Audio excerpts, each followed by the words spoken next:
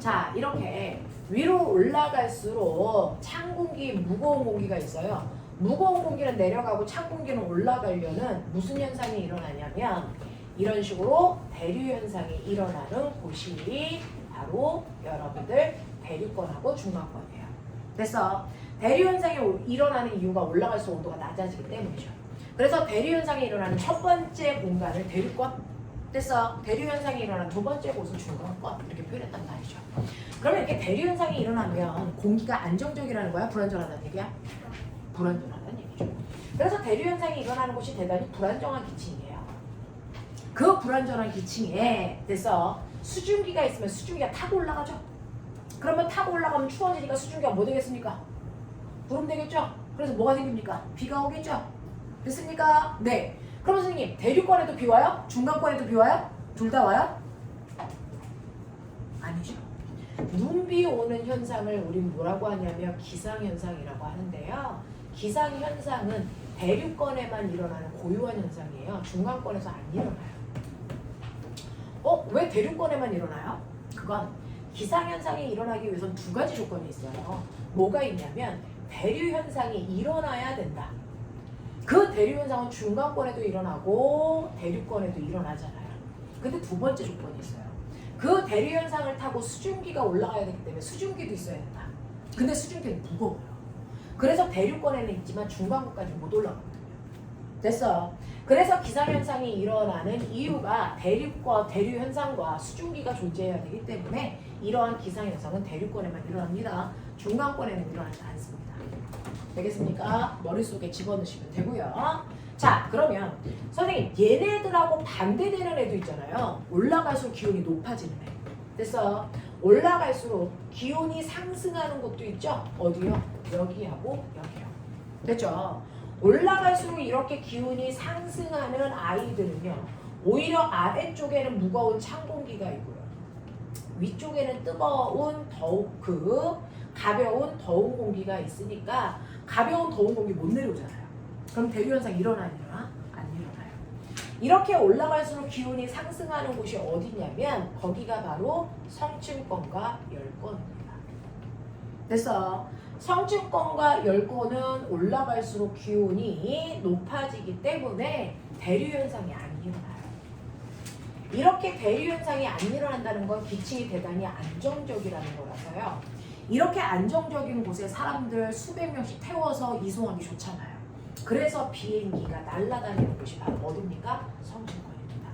그래서 성층권은 안정적이라서 비행기가 다니는 길, 항로로 사용되는 거고요.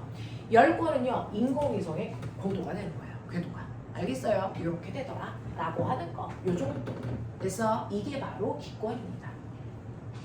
자, 그 다음에 마지막으로 보셔야 되는 게 뭐가 있냐면 수권이라고 하는 바다도 있어요. 여기는 내용이 그렇게 많지 않습니다. 그냥 간단하게 들어두시면 되는데. 세 번째는 뭐가 있냐면 수권이 있어서 수권은 바다. 됐어? 이거예요.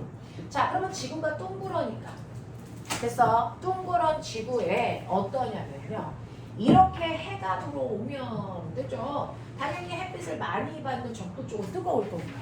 그렇죠? 바다도 뜨거운 바다일 거예요. 그래서 보편적으로 그 바닷물의 온도가 한 30도쯤 돼요. 그리고 극지방의 바다는 엄청 추워요. 온도가 한 5도쯤 돼요. 그렇죠? 그래서 위로 올라갈수록 받는 햇빛의 양이 줄어드니까 위쪽으로 올라갈수록 바닷물이 차가운 한류고요. 아래쪽은 따뜻한 난류의 바닷물이 생겨요. 이거 누구나 알잖아요. 고등학교에서 안 배워요. 그럼 뭐 배우냐면 한 지점에 바다 속으로 들어가면서 온도가 어떻게 돼요? 나 그거 보고 싶은 거야. 됐어? 그래서 한 지역이 있어요. 우리나라. 거기에 이렇게 배 타고 아저씨가 가고 있고 해가 쨍쨍 내려지고 있고 물속에 물고기가 헤엄치고 있는 깊은 바다 수심으로 들어갈 수 있어요. 됐어? 온도가 어떻게 되는지가 궁금한 거죠. 그러면 태양에서 나오는 햇빛이 속으로 갈수록 햇빛이 조금밖에 안 들어와요. 왜? 물이 못 들어오게 박아버리거든요. 그러니까 당연히 바닷물 껍질은 햇빛을 많이 받으니까 온도가 높겠지만 속으로 갈수록 햇빛이 잘 못 들어오니까 온도가 어떻게 되겠습니까? 네, 20도에서 시작한다면 온도는 뚝뚝뚝뚝 떨어지겠죠. 됐죠? 이래야 정상이야. 근데 이러지 않아서 배우는 거야. 안으로 갈수록 햇빛이 못 들어가니까 온도가 계속 떨어져야 정상인 것 같은데요. 사실은 알고 봤더니 바닷속으로 들어갈 때요. 어느 정도 깊이까지 온도가 안 떨어집니다. 됐어. 신기하죠. 온도가 떨어지지 않고 온도가 일정한 곳이 생기고 그리고 나서 온도가 급격히 떨어졌다 다시 일정해지는 이런 이상한 패턴을 갖습니다. 되겠냐? 자, 그러면 그 중에서요. 첫 번째 온도가 떨어지지 않고 일정한 여기를 우리는 뭐라 그러냐면 여기를 혼합층이라고 하는데요. 여기 왜 온도 안 떨어져요? 햇빛 안으로 갈수록 적게 들어가면서. 햇빛이 안으로 갈수록 적게 들어가는 거 맞는데요. 그럼에도 불구하고 온도가 일정한 이유는 여기 뭐가 불어요? 바람이 불어요. 바람이 불어서 됐죠? 바닷물을 섞기 때문에 온도가 일정한 겁니다. 그래서 이 혼합이라는 단어 그래서 바람이 섞었어요 이 뜻이거든요. 됐죠? 그래서 첫 번째 온도가 떨어지지 않는 일정한 공간이 생기는데 우리는 거기를 혼합층이라고 한다. 혼합층은 바람 때문에 생긴다. 그래서 그 바람 때문에 혼합층이라는 곳이 생기는데요. 여러분들이 알고 있는 적도 0도에서부터 위도 30도, 60도, 90도까지 보면 됐죠? 위도가 0도부터 30도까지 위도가 낮은 저위도 지방이 있고요. 그 다음에 중위도 지방이 있고요. 그 다음에 고위도 지방이 있어요. 그 중에서 중위도하고 저위도 중에 어디가 더 바람이 셀까요? 라고 하면 우리나라가 있는 중위도가 바람이 세요. 그래서 중위도 지역을 선생님이 빨간색으로 그려봐 드린 거예요. 중위도 지역의 혼합층의 두께가 훨씬 더 두껍고요. 저위도로 가면 어때요? 혼합층의 두께는 작아집니다. 그래서 혼합층은 중위도가 더 발달됐어요. 왜? 바람이 세니까 라고 하는데 그러면 선생님 이 빨간색이 중위도라면 됐죠? 저위도는 어때요? 저위도는 바닷물의 온도가 20도가 아니고 30도에서부터 시작하겠죠. 거기서부터 바람이 약하게 부니까 혼합층은 얇고요. 그리고 온도가 뚝 떨어져 여기까지 떨어졌다 다시 일죠. 됐습니까? 이렇게 돼요. 이게 바로 저위도예요. 아 진짜 저위도는 혼합층의 두께가 얇네. 이런 거예요. 바람을 세게 약해서. 자 그리고 나서 그 안으로 들어가면 갑자기 온도가 급격히 뚝 떨어집니다. 됐죠? 햇빛이 적게 들어와서. 그래서 갑자기 온도가 뚝뚝뚝뚝 떨어지는 곳을 수온이 약해지네. 수온 약층이라고 불러요. 수온 약층이 생겼습니다. 됐어? 이 수온 약층은 당연히 안으로 갈수록 더 이상 바람의 영향을 못 받아서 섞어주지 못하고요. 햇빛이 들 들어가니까 온도가 뚝 떨어지는 겁니다. 그래서 위쪽은요 따뜻한 물이 있고 밑에 쪽은 찬물이 있는데요. 찬물이 더 무겁잖아요. 대류 일어나? 안 일어나요. 됐어? 그래서 수온 약층은요 대류 현상이 일어나지 않아 대단히 안정적인 물층을 만들어요. 그러니까 밑에 있는 물질이 너무 안정적인 위에 됐어? 물질이 막고 있기 때문에 위로 올라갈 수 있냐 없어요. 그래서 심해에 있는 생물들이 죽어도 시체가 떠오르지 못합니다. 얘가 올라오는 걸 막아버려요. 대류가 못 일어나니까. 알겠어요? 이렇게 되는 거고요. 그리고 가장 안쪽을 깊은 바다, 깊은 심자 써서 심해층이라고 부르는데 선생님 그러면 얘는 온도 더 떨어져야 되는 거 아니에요? 왜 일정해요? 라고 하면 그 전에 수온 약층은 누가 더 발달되어 있어요? 수온 약층은 거꾸로예요. 아까 혼합층이 더 발달되어 있는 건 중위도가 저위도에 비해서 혼합층이 발달되어 있다 그랬죠? 바람이 세니까. 근데 수온 약층은 거꾸로예요. 수온 약층은요 거꾸로 누가 더 발달되어 있습니까? 그러면 저위도가 중위도에 비해서 수온 약층 발달되어 있어요. 이렇게 표현하네요. 왜요? 두꺼우니까요? 아니요. 수온 약층의 윗부분과 아랫부분의 온도 차이 보는 거예요. 중위도는요 위의 온도가 20도고 수온 약층의 아래 온도가 5도예요. 그러니까 중위도는 온도 차이가 15도밖에 안 나는데 저위도는 온도 차이가 25도 나요. 온도 차이가 더 클수록 안정적이거든요. 그게 더 발달되어 있는 거예요. 그래서 이렇게 되고 가장 깊은 바다를 심해층이라고 하는데 이 심해층의 온도 왜 안 떨어집니까? 라고 하면 사실은 심해층은요 극지방에 있는 표층에 있는 물이 저위도로 흐르면서 바닷속 깊은 곳으로 깔리는 겁니다. 왜요? 고위도에 있는 물 열라 차갑죠? 적도에 있는 물 열라 뜨겁죠? 근데 지구 전체적으로 바닷물이 순환하죠. 그중 뜨거운 물은 위로 차가운 물은 밑으로 깔리면서 고위도 지방에 있던 표면에 있는 차가운 물이 저위도, 중위도로 가면서 밑으로 이렇게 깔리는 거예요. 됐어. 그래서 심해에 있는 모든 물은 고위도에 있는 표층의 물이 깔린 거기 때문에 온도가 다 똑같아요. 5도예요. 알겠어? 그러면 고위도 지방은 이 온도 분포 어떻습니까? 고위도는 여러분들 그냥 처음부터 끝까지 다 심해층밖에 없어요. 알겠어? 이거를 위도별로 그래프를 그리면 이래요. 여기가 적도 30도, 60도, 북반구 90도. 반대쪽도요. 남반구 30도, 60도, 90도 이렇다고요. 그 중에서 혼합층은 중위도가 두껍다 그랬으니까 혼합층은 중위도로 갈수록 두꺼워졌다가 저위도 얇아졌다가를 반복하는 그림으로 이렇게 그리시면 엉덩이, 얘는 애기 엉덩이처럼 생겼죠. 이게 혼합층 모양이에요. 됐어. 그 다음에 그 밑에 있는 수온 약층 어떻습니까? 똑같은 패턴으로 이렇게 간다. 이게 수온 약층이다. 됐어. 그리고 나머지가 싹 다 뭐다? 심해층이다. 알겠습니까? 이렇게 보시면 돼요. 나머지가 싹 다 심해층이다. 이렇게 됩니다. 저기 있는 거 만들어. 이거 가져가면 돼요. 네. 자, 이렇게 된다라고 하는 거 기억해 두시면 되죠. 그래서 이런 식으로 수권 표현할 수 있고요. 거기에 우리가 삽니다. 생물들. 그래서 생물권이 가장 넓은 범위예요. 생물들이 살고 있고, 자, 얘네들이 뭐 합니까? 서로 영향을 주고받아요.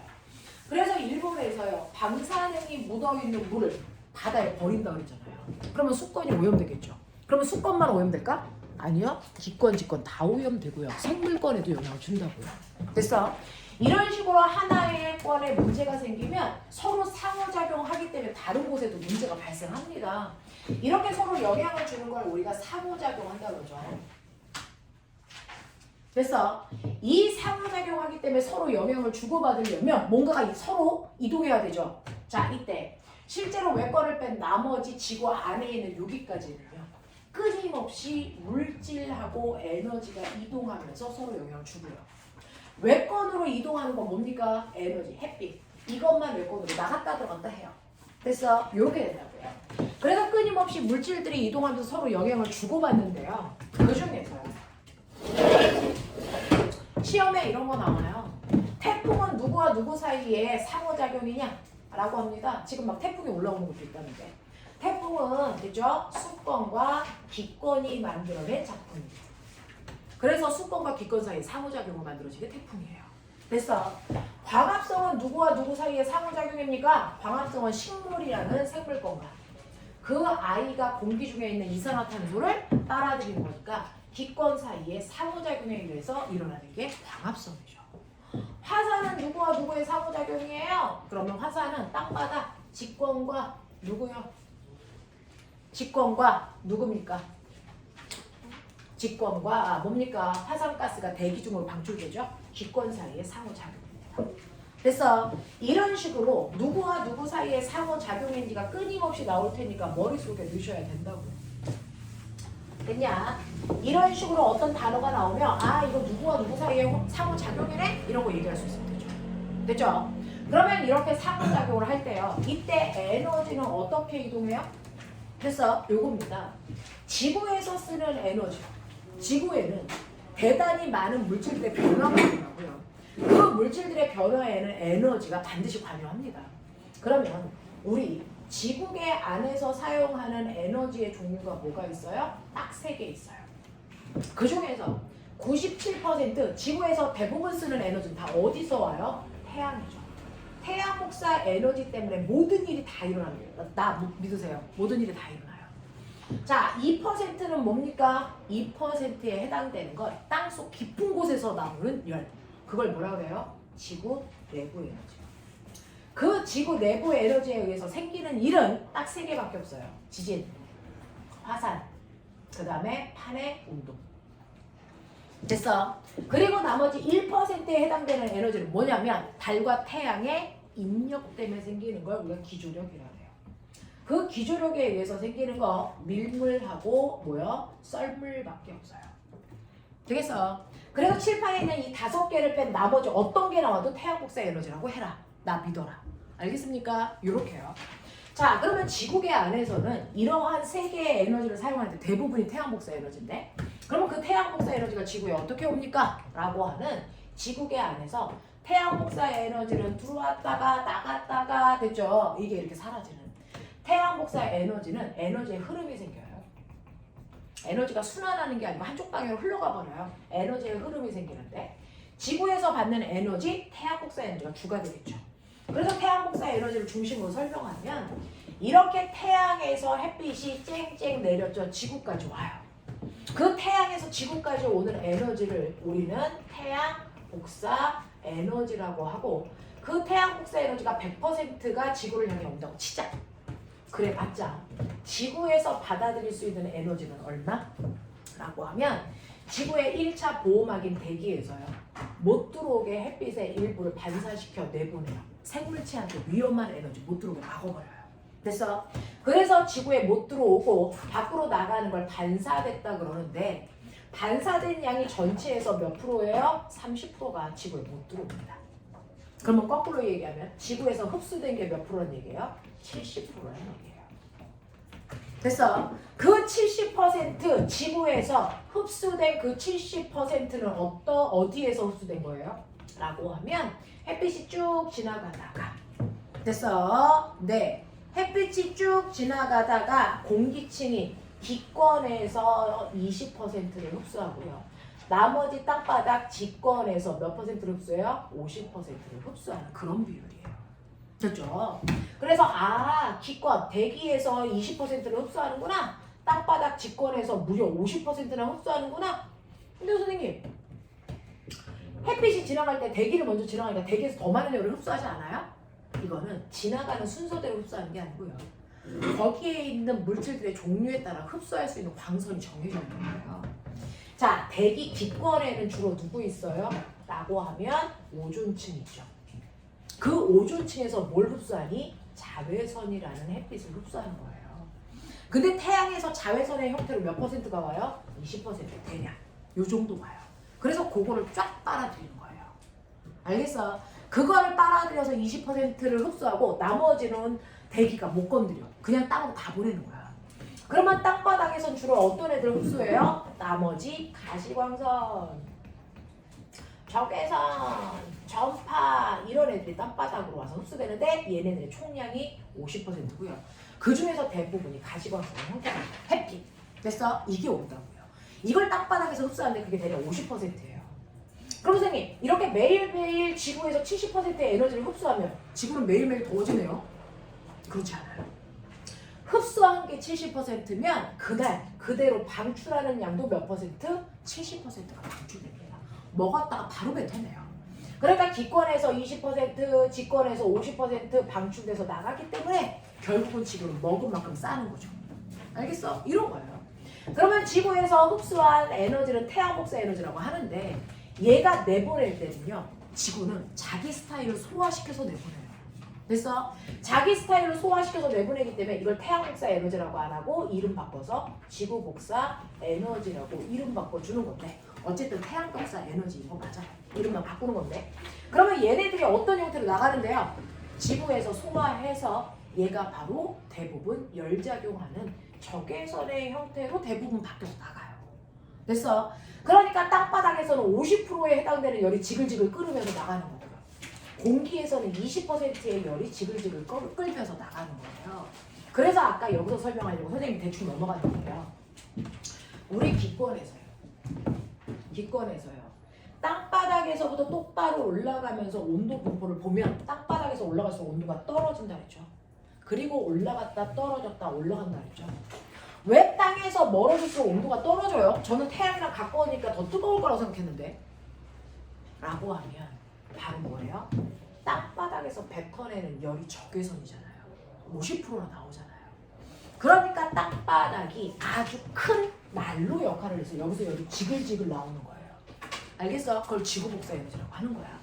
그러면 겨울에 난로 펴놓으면 가까이 있으면 뜨겁죠? 거기서부터 살짝 멀어지면 뭐 해줘요? 차가워지죠? 땅바닥이 난로라고요. 땅바닥에서 멀어질수록 점점 온도는 낮아진다고요. 그래서 옛날 과학자는요. 땅바닥에서 멀어질수록 지구복사 에너지가 감소하니까 땅바닥에서 멀어질수록 온도가 떨어지는데 어디까지? 중간권 끝까지 온도가 급격히 떨어졌다 10권에서만 올라갈 거라고 생각했어요.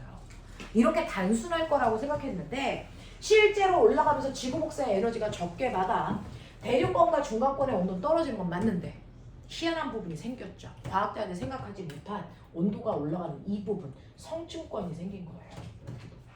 그래서 현재 온도 분포가 조금 더 복잡해진 거란 말이죠.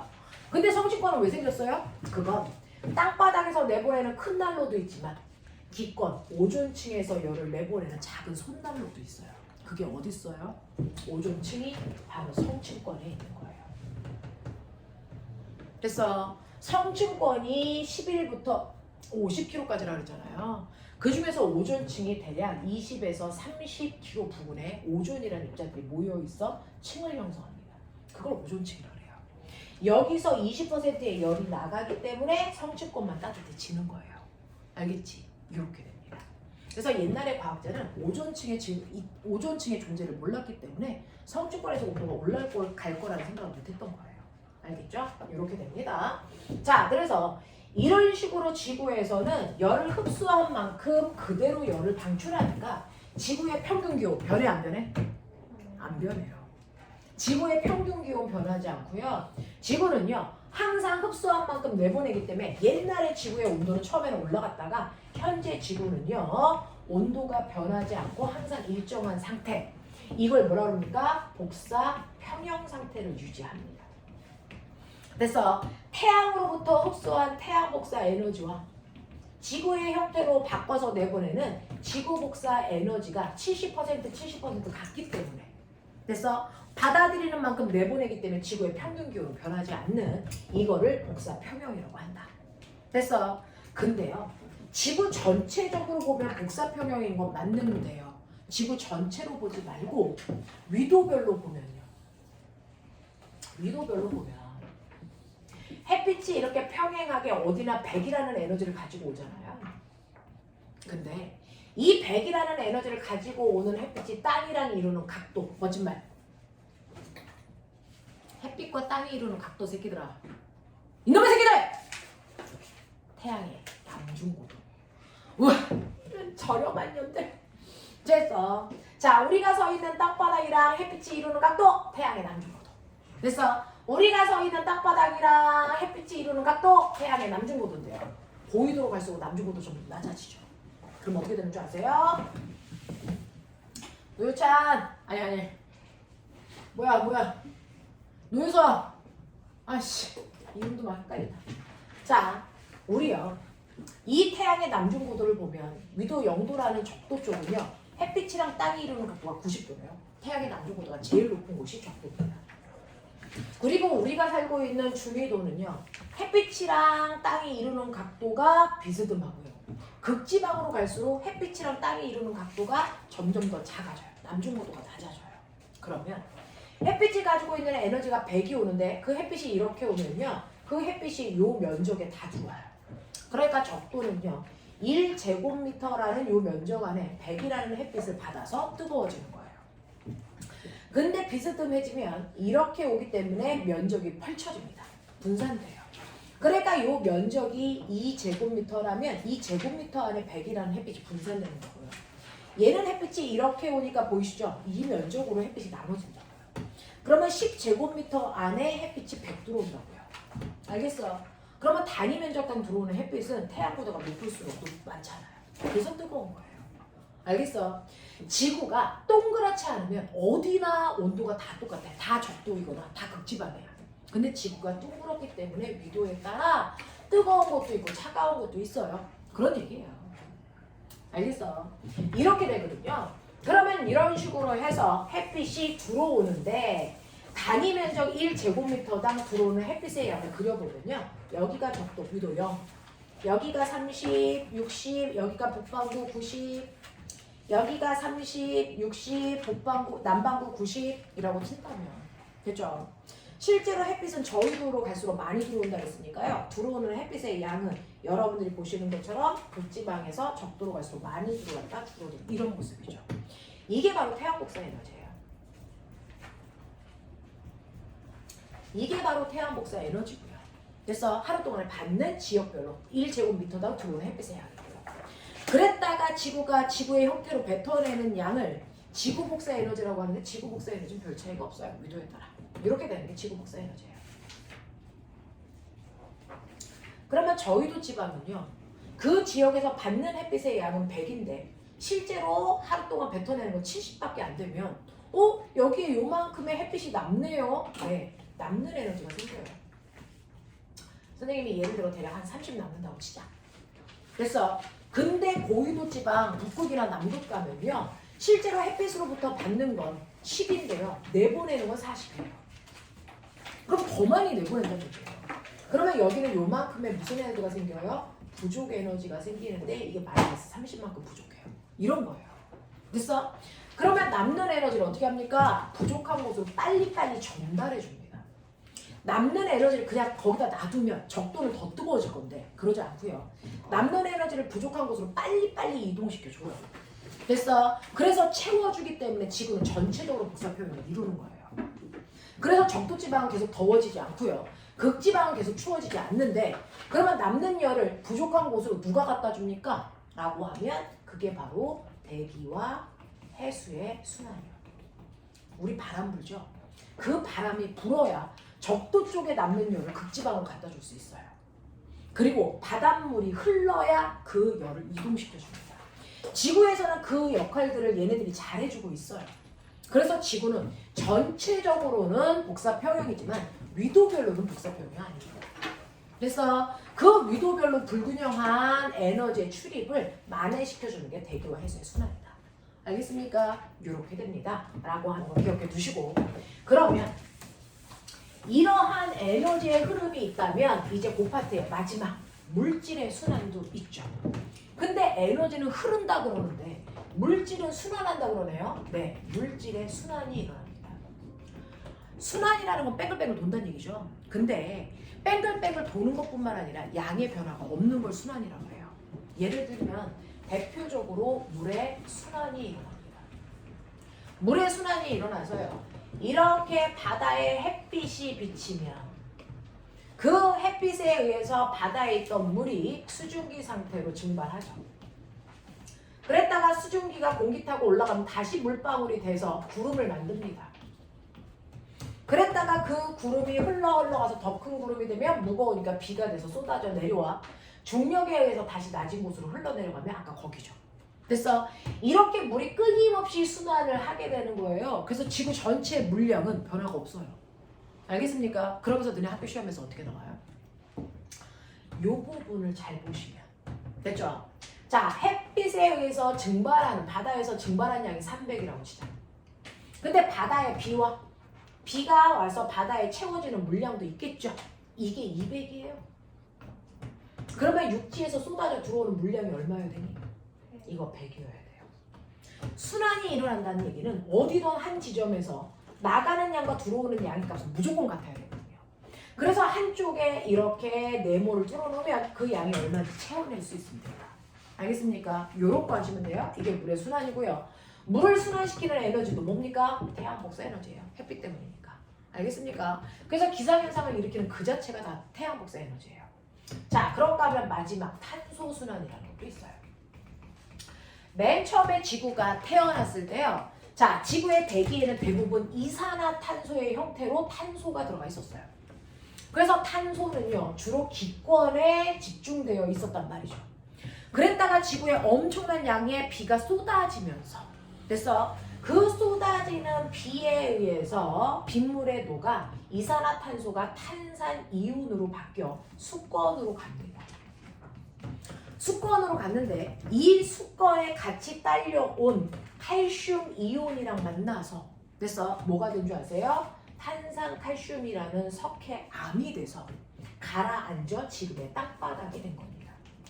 그래서 지금은 탄소가 주로 집권에 한정되어 있어요. 알겠어요? 네. 이런 식으로 탄소가요. 그때 어디에 주로 있었어요? 이건 달라져도 지구 전체 탄소양은 변화가 있냐고요? 없어요. 그 탄소로 되어 있는 아이가 또 누구 있어요? 우리 몸도 탄소화합이잖아요. 그러니까 생물권 자체에도 탄소가 들어있는데 이 생물이 호흡을 하면 다시 기권으로 이산화탄소를 내보내는 거고 광합성을 하면 다시 들여오는 거고 이런 식으로 끊임없이 탄소가 순환합니다. 됐습니까? 네, 여기까지가 이 단원 내용이에요. 알겠어? 네, 이 부분이 지구계에 대한 얘기입니다. 됐어? 그 다음에 마지막 에너지 순환. 거기가 몇 페이지냐? 뒤로 가. 네. 네.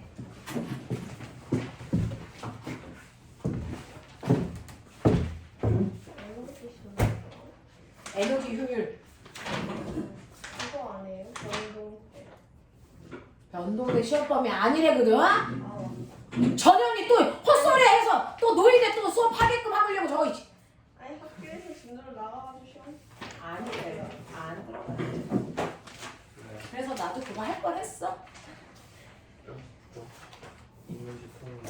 어디 들어가야 되냐면 217페이지. 여기부터야. 맞아? 거기 217페이지 아무것도 안 했어? 봐줘.